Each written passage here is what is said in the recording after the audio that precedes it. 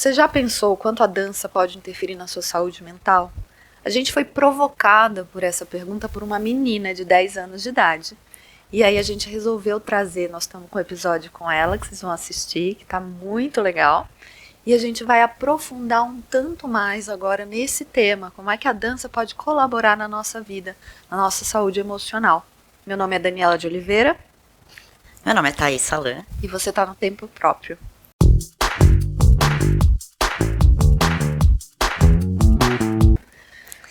E aí, né? Vamos lá, você já dançou?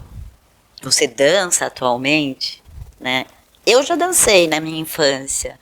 Em algum momento, assim, enquanto aula, enquanto prática na minha rotina, eu acabei escolhendo um outro exercício. A dança é um exercício, né? Vale a pena a gente colocar aqui, né? Lembrando que a diferença de atividade física para exercício, né? Atividade física é subir uma escada, ir até a padaria. Fazer faxina em casa. Exato. O exercício já é uma atividade física feita de uma forma estruturada, organizada e repetida com um propósito. Então, a dança, quando você faz, por exemplo, balé, jazz, você frequenta aulas, né, é um exercício físico. Sim. Né? E como esse exercício, em particular, pode impactar na saúde mental, né? A gente sabe que, na verdade, não conseguimos determinar qual exercício é melhor para uma coisa ou para outra, né? Acho que todos os tipos de exercício têm as suas particularidades. Por isso que mas a dança, ela tem várias particularidades que, quando a Felipa, né, pediu para conversar com a gente sobre isso, para levar esse trabalho para a escola, a gente falou, não podemos perder esse tema e compartilhar com vocês, né? Como que dançar pode influenciar o bem-estar. E se a gente pensa, né, no ser humano como a questão da saúde, como uma saúde biopsicossocial, a dança envolve tudo isso, né? Envolve a parte biológica, psicológica e social. Então ela abarca, né, todas essas frentes das quais nós somos constituídos. Sim. Primeiro que a dança, ela pode ser vista como uma forma de arte. Né? É uma arte, né? Uma arte. Eu já fui a apresentações de balé, né? Tem apresentações de dança contemporânea. São lindas, então é uma arte. Mas também pode ser uma forma de expressão corporal. Sim, ela é uma arte do corpo, né? Então existe na dança, né, a gente sempre fala a presença de palco, né? O que é a presença de palco? Esse estado de conseguir estar ali por inteiro, né? E a dança contribui muito para isso. Então, quando a gente fala de mindfulness, quando a gente fala de estado de presença, né? Qualidade de presença, a dança contribui muito para isso. E até você sendo uma terapeuta corporal, eu sou suspeita para falar de movimento de uma maneira em geral, né? Certo. Então, assim, e a dança, né? A gente tem várias terapias, a gente tem a biodança, a gente tem a terapia com dança, a gente tem um movimento autêntico, não é uma dança, mas é uma terapia de movimento. A própria prática formativa são micromovimentos que a gente vai trabalhar. As meditações, a gente tem meditação em movimento, ativa, a gente fala. A meditação ativa que envolve dança, né? E a gente tem as danças rituais, que para mim é onde eu acho que é um deleite para a psicologia, entendeu? A gente poder entender os rituais através do corpo. Né? O quanto o corpo, a questão do corpo, a gente entra nos rituais. A gente tem muito isso na dança oriental, né? Onde eu estava assistindo os doramas. Aliás, eu descobri o que é dorama esses dias, gente. Tá moderna. Eu tô moderna. Minha filha me explicou o que era dorama, né? Que são esses filmes, séries coreanos. Então, eu tive nesses últimos tempos um pouquinho mais focada nisso.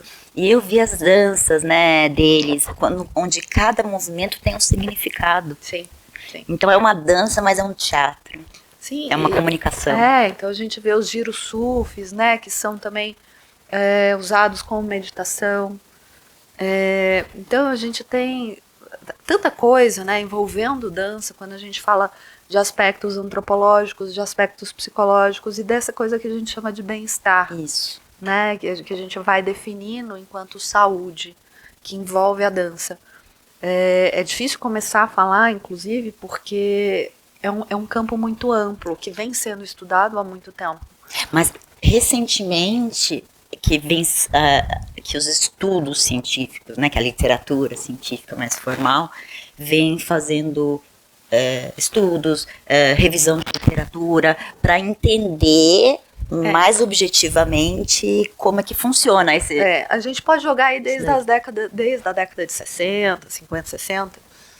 As terapias corporais, inclusive, surgiram com o pessoal da dança. Então ali eu tive que estudar por um trabalho aí que eu fiz as questões de onde vem a raiz, né, da prática formativa que eu trabalho e etc. Então ali na década de 60, mais ou menos, ali França, Europa, a gente teve não foi uma divisão, mas 2 braços foram aparecendo das terapias corporais, um mais envolvendo a dança e os dançarinos. Se eu não me engano era Martha Gerdra, uma coisa assim o nome dela. Era uma dançarina profissional que foi entendendo a dança enquanto terapêutica, e o outro cara que foi caminhando ali, que foi o Reich. Né, que vem depois Feldenkrais. O Feldenkrais está mais para tá mais. Então o Reich, ele traz, né, toda a questão, ele foi aluno do Freud, né, e aí ele vem trazendo toda a questão da psicanálise para o movimento do corpo, né, dentro das terapêuticas. Então as terapias corporais, elas hoje no Ocidente, a maioria delas derivam tanto do Reich, e ali na dança a gente foi indo para o lado do Feldenkrais, do Laban, o pessoal do teatro, né, das aulas de expressão corporal, e que são muito terapêuticas, não são terapias, mas são terapêuticas. Sim, exato. Né? Eu acho que é bom a gente fazer essa distinção, né? A dança, por isso que é difícil falar, por ser uma área tão ampla, a dança, existem as terapias que envolvem dança, e existe o efeito terapêutico de se praticar a dança, né? Então são... Isso. Nem tudo que é terapêutico é terapia, e nem tudo que é terapia, né, às vezes também não é terapêutico. Exato. Mas assim, eu acho que o que tem de interessante na dança é que ela envolve ritmo. Sim. A gente tem em outros esportes, em outros exercícios também, na corrida, né? Tem o pace, né? Na natação também tem o ritmo da abraçada. Mas ela tem a questão da música. Ela envolve uma coordenação, né? Exato. Então tem essa sincronia auditiva e um processamento de movimento. De movimento, né? Então a gente tem o córtex motor tendo que processar algo que é do auditivo, né? Isso. E ao mesmo tempo a questão de você ter um ritmo que não vai ser necessariamente o seu, mas você vai ter que entrar em sincronia com algo. E aí a gente vê muito o que é terapêutico. As pessoas ansiosas, elas correm com o tempo. As pessoas deprimidas, elas não conseguem alcançar o tempo. Então, quando a gente vai vendo como é terapêutico a dança, quando a gente usa a dança enquanto terapia, é isso. Como é que é? Você erra muito passo, você erra de vez em quando, você passa na frente de todo mundo, você consegue acompanhar o ritmo da outra pessoa. Quando a gente está falando de dança que é guiada, você consegue conduzir, ou você só conduz e nunca é conduzido, você não se deixa conduzir. Um dos grandes aprendizados da dança para mim, depois que eu saí da natação, foi que eu tinha que ser conduzida, eu não podia controlar. Né? Eu tinha que ser conduzida. Isso para mim foi dificílimo no começo. Sim. Né? E aí você poder trabalhar em cooperação. Então a gente tem todas essas coisas envolvidas ao mesmo tempo. Exato. Então, assim, neurologicamente, a gente está falando do envolvimento de diferentes áreas do cérebro que gera a integração, a ativação delas, e com isso o envolvimento de diversos neuromoduladores, né, como a dopamina, né, que envolve foco, as endorfinas, que envolve o prazer, a diversão, o lúdico, né, o brincar, porque a dança tem muito dessa questão mais divertida. A gente também tem os endocannabinoides, porque dança envolve esforço envolve a alteração da homeostase, então a gente também vai liberar endocannabinoides que interferem em dor. Exatamente. Então, uma dor crônica, as fibromialgias. Então a dança pode ser muito terapêutica. Não precisa necessariamente ser uma terapia de dança, mas pode ser terapêutica, né? As pessoas também podem ter uma vocação maior, outras menos, umas com mais ritmo, outras com menos, mas o importante é a gente saber que todo mundo pode desenvolver. E todo mundo tem lugar, né? Então eu acho que a dança tem muito isso também, de trazer um lugar para todo mundo. Na clínica, por exemplo, né? No meu consultório, como eu vejo, quais são os lugares que eu vejo da dança, não como terapia, não indicando uma terapia, né, de dança, mas como uma forma terapêutica, como uma modalidade que vai trazer resultados que eu quero para um paciente. Então, pessoas que têm, por exemplo, transtornos de aprendizado, de leitura, de escrita, ou transtornos de linguagem, transtornos de alteração no processamento auditivo central. Né? Então, a forma como... Uma coisa é o que você escuta. Outra coisa então eu posso escutar as palavras. Mas a forma como o meu cérebro processa essas palavras e aí dá significado, dá uma coesão para elas, é diferente. Então eu posso ter meu aparelho auditivo perfeito, escutando tudo muito bem, mas às vezes o meu cérebro ele não consegue processar. E com isso eu vou ter uma dificuldade de ritmo um pouco maior, geralmente tem isso. Tem dificuldade de compreensão também. E quando você indica, então, que a pessoa faça música, porque também ela vai ter que desenvolver um ritmo, ou então que ela faça alguma dança, porque ela vai ouvir, vai praticar o processamento da escuta da música e adequar o movimento corporal. Né? Então tem esse caminho. Também tem para os transtornos do humor, super, que é o que mais tem evidência, aliás, né? Porque principalmente em grupo, que aí a gente também tem a ocitocina, que envolve o pertencimento.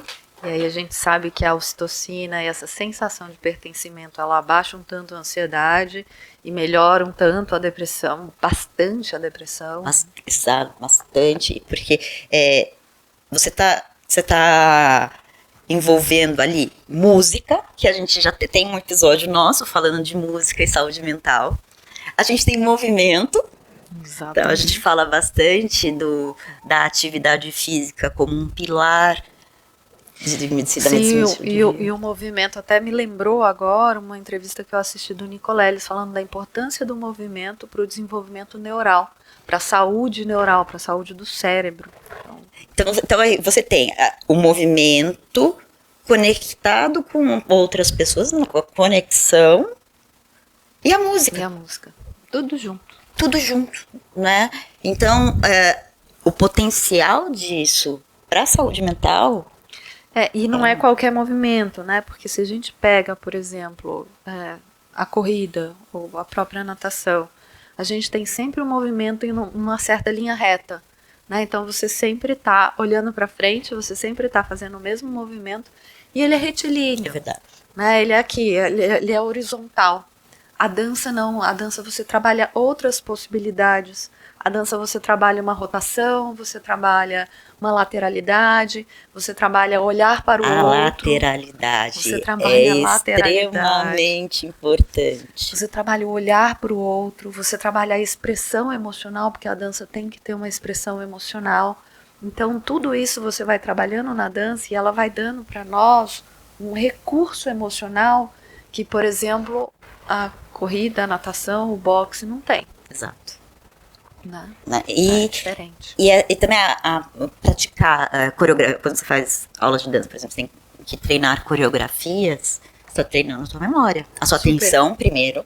Atenção, porque a gente não guarda aquilo que a gente não presta atenção. Então, em primeiro lugar, a gente tem o foco. Sim. E aí, a gente tem a memória.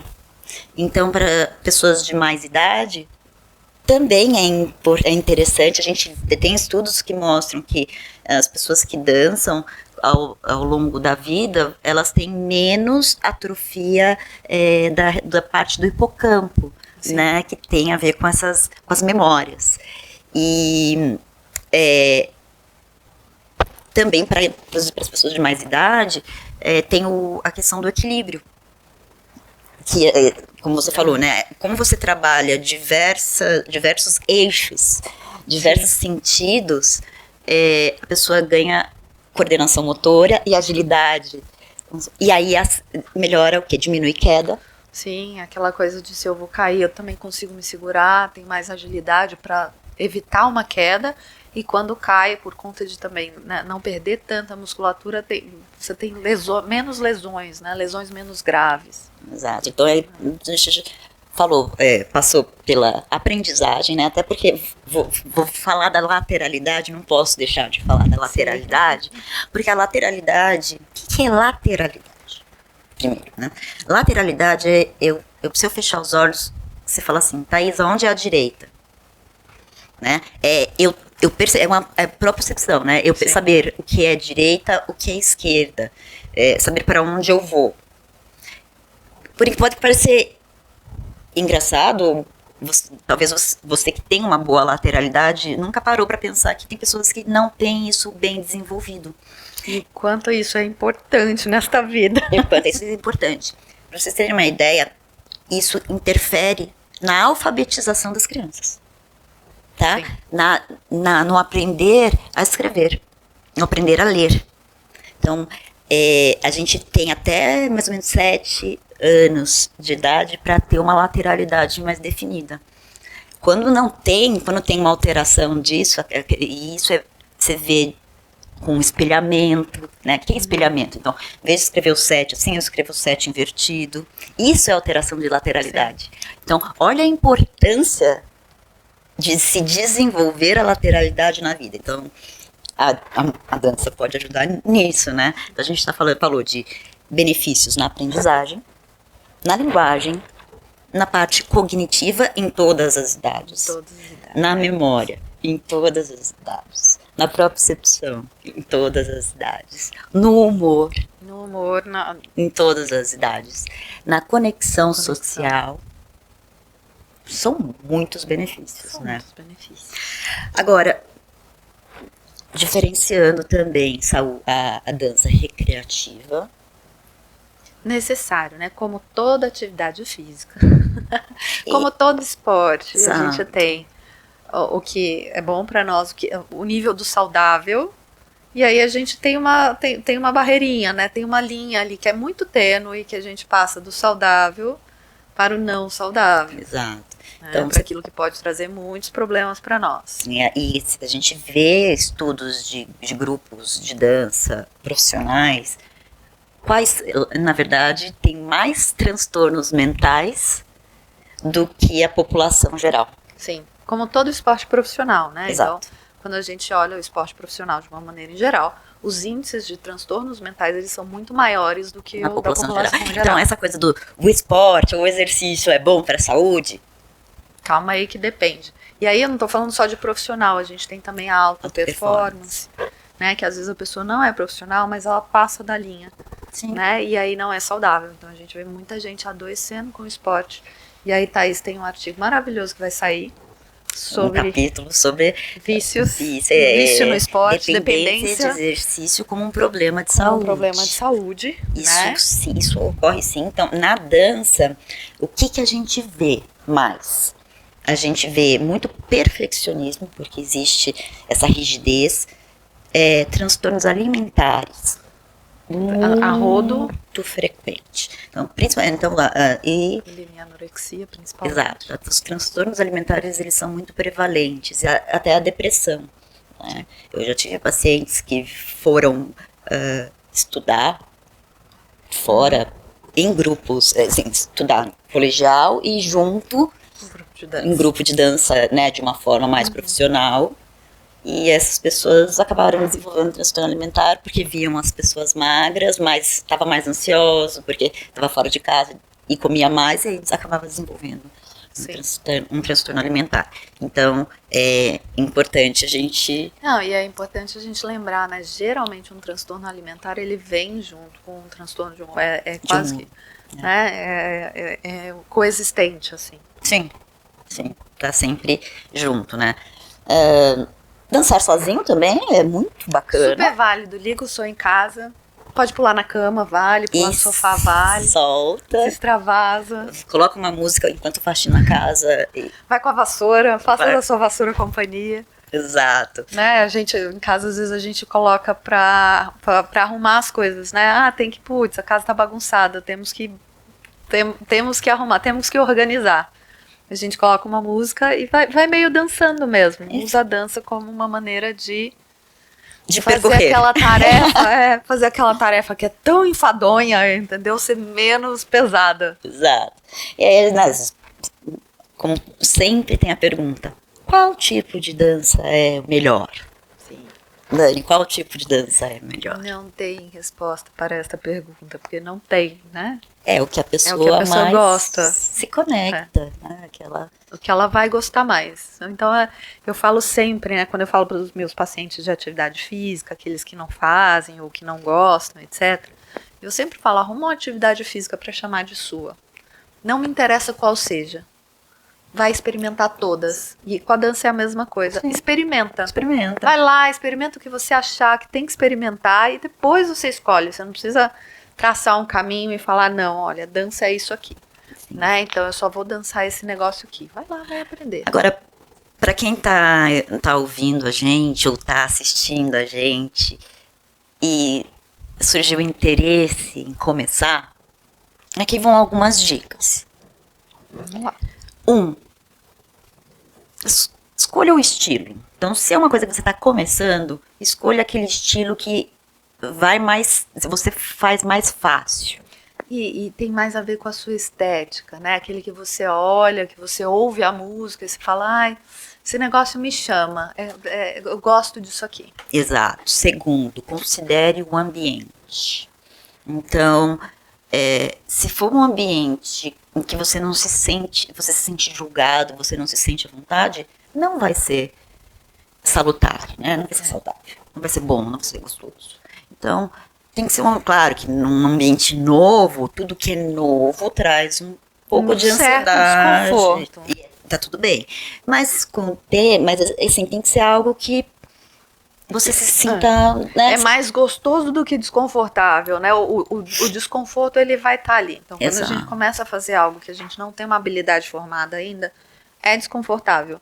Mas a vontade, né? O que é gostoso naquele negócio, ele tem que prevalecer, tem que ser um pouquinho maior do que o desconforto. Exato. Né? A regularidade, né? Então, se você vai começar, claro... O começar já é muito bom. Uma vez por semana é melhor do que nada. Sim. Mas faça uma vez por semana. É aquela coisa, se eu me comprometi em fazer uma vez por semana, eu vou fazer uma vez por semana. Exato. Pelo menos uns 3, 4 meses, para você ver se você gosta, se é seu estilo, não é... Aí tudo bem, aí você muda para outro estilo, não deixa de fazer, né? Exato. Então, faça com uma regularidade. Se puder, se der vontade... Aumenta, né? Se couber na sua rotina. A outra coisa, escute o seu corpo. Sim, extremamente importante. Aliás, a dança, ela melhora essa escuta. Ela vai desenvolver essa escuta, né? Porque, então, não... Também tem algumas pessoas que têm um perfil, assim, mais de performar mesmo, né? E aí acaba... não se conectando com o corpo. Então, se você vai começar, escute o seu corpo, né? Não vá além, Cuidado com cuide das suas ambições, né? Cuidado com o seu desempenho. E acho que como você começou esse episódio, o importante é se movimentar estando presente. Exatamente. Então a presença, né? Eu tô aqui, é essencial. Acrescentaria alguma coisa? Alguma dica? Não, eu acho que você falou todas as dicas, né? Possível, e acima de tudo, divirta-se. Sabe? Vai lá, conhece as pessoas, converse com as pessoas, faça amizades, porque é isso que nos mantém, né? Isso que dá continuidade para que a gente possa manter a nossa atividade física, para que a gente possa nos manter nos lugares em que a gente está. Sim. Bom, a gente está chegando no final desse episódio que literalmente mexeu com a gente, né? O Fernando que o diga, né? Que falou que com a Pipa, com a Felipa, a gente não parou de se movimentar. Então é um tema que literalmente movimentou a gente, né? Então, como vocês viram aqui a gente discutindo, aqui falando entre nós e com a Felipa também, a dança é muito mais que arte. A dança é uma expressão emocional, a dança é uma expressão do coração. Sim. E se você não dança, tenta. E não precisa ser nada formal, né? A gente falou de aula e etc, mas não precisa ir para aula, não. Liga o som em casa e usa o movimento a seu favor. E se você gostou desse episódio, clica para seguir a gente no sininho para você ser avisado quando lançarem novos vídeos. Também recomendo assistir o vídeo sobre música e saúde mental, que tem muito a ver com o que a gente falou hoje. Deixe seus comentários, até se vocês quiserem que a gente fale sobre algum tema que surgiu aí enquanto a gente falava. Escreve, interaja com a gente, faça parte do Tempo Próprio. E acesse o nosso site www.tempoproprio.com.br, porque lá a gente deixa materiais complementares ao que a gente fala aqui. Então, se você quer se aprofundar um pouco mais, lá vai ter bastante coisa para você se divertir e aprender. E até a próxima.